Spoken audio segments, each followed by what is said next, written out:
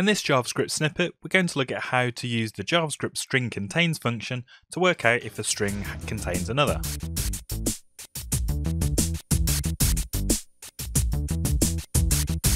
Hi, this is James from Junior Developer Central and welcome to JavaScript Snippets, a series of tutorials looking at some of the key JavaScript things that you'll need to know as a junior developer.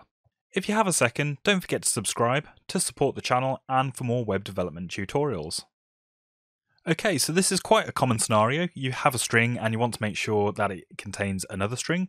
So in our example here, we've got a constant, which is str, and we have another constant, which is word. So we want to check if word is actually in the str string. So you might think that you could just do something like this and say the string, does that contain the word? So it makes sense. We're asking, does the string actually contain this specific word held in the variable? But as you can see, this isn't actually a valid function because string.contain does not actually exist. We actually need to use a different function to determine whether the word quick actually exists in our base string. And I'll show you that in just a second, but before I do, I want to show you a way that you'll come across in older legacy code, and it's a perfectly fine way of doing it, and lots of other developers will do this as well, and it's using a specific function which is the indexOf function. So if you haven't come across indexOf, I'll show you what that does now. So if we were to say, does the string, has it, the index of that, and as you can see, you pass it in a string and a position, an optional position as well. But it's basically asking, does this string that you put into the first argument here exist in the base string, str? And if it does, what position does it occur in the string? So for example, if we say str.indexOf and then pass it in that variable word, which is just a string of quick, it's basically going to say in JavaScript, does the word quick exist in the variable str? And if it does, what point in the string does it occur?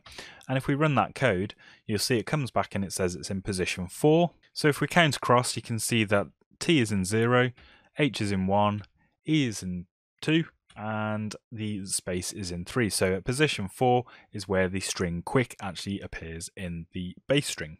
So that's great, we've got the index of where that string actually occurs in the base string, but what about if we want to check for something and it doesn't actually exist? So let's just pass in a random string into the indexOf function, and when you run that you can see that a value of -1 is returned, and that's going to be true for any other random string that doesn't actually exist in that base string. So if we just wanted a simple check to say whether or not the word variable exists in string, we could say string.indexOf word, and is it greater than -1? Because any value other than -1 indicates that the string is actually in the base string, so that will give us a true in this example. Or you could say something like the value of indexOf that returns, as long as that doesn't equal -1, then that should also tell us whether the string does exist in there.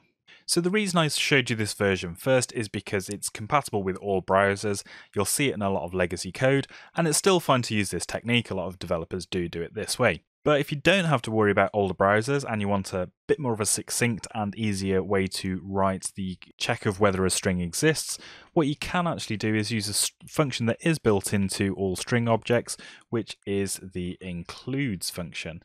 And in this instance, we're going to say string.includes the word, which should give us a true or false value back.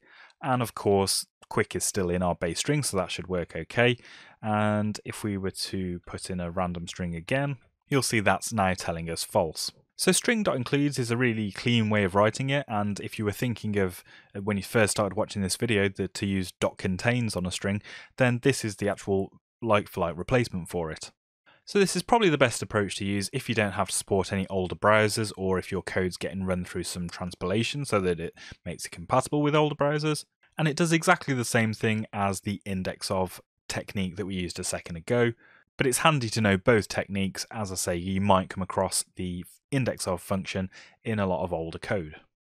So that's it for this snippet. I'll put a link to the code in the description below should you want to have a look at that, and don't forget to subscribe for more web development tutorials.